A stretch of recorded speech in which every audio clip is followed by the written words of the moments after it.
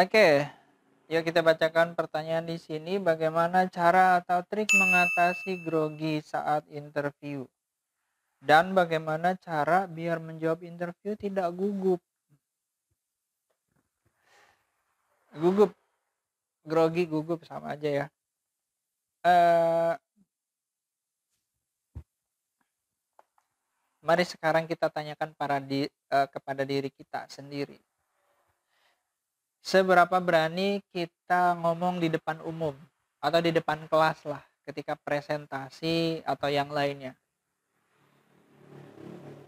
Ya, karena bisa kita lihat siswa itu ketika di kelas dari 36 siswa misalkan, paling cuma ada 2, 3 atau 4 siswa saja yang ngomongnya itu lancar ketika berbicara di depan tanpa teks.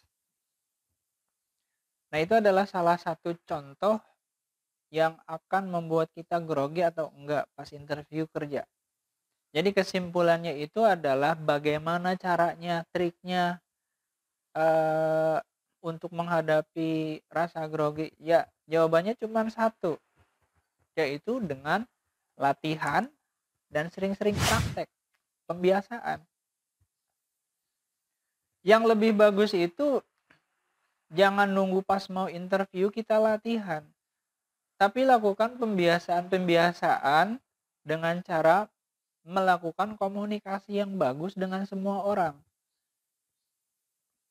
Ya, tentu kita bedakan bagaimana cara berkomunikasi dengan teman kelas, teman sebaya, dan dengan berkomunikasi dengan guru. Nah, ini kadang yang bisa dilihat perbedaan siswa tersebut bagus atau tidak. Maksudnya apa? Ketika kita bisa berkomunikasi dengan orang yang ada di atas kita secara usia, baik itu guru ataupun yang lainnya, dengan bahasa yang bagus. Nah, ini akan menjadi sebuah kebiasaan yang nanti berpengaruh grogi atau tidaknya kita di interview kerja. Ya, maka saya sering sampaikan ke anak-anak OSIS di sekolah, kalau misalkan kalian masih grogi atau tidak berani berbicara di depan banyak teman-teman kalian di kelas atau di depan guru, percuma. Kalian menjadi anggota OSIS itu agar dilatih mental, salah satunya mental berbicaranya. Ya, jadi berbicara di depan umum itu latihan mental.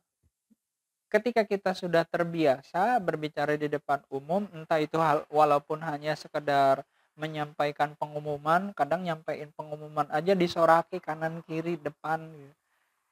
Semua kelas. Itu kan mental. Kalau kalian sudah terbiasa, maka rasa grogi itu akan semakin terkikis, semakin hilang. Dan sepengalaman saya menjadi murid di sekolah, kemudian saya menjadi mahasiswa, yang namanya grogi atau gugup itu harus dirasakan dan pasti harus merasakan.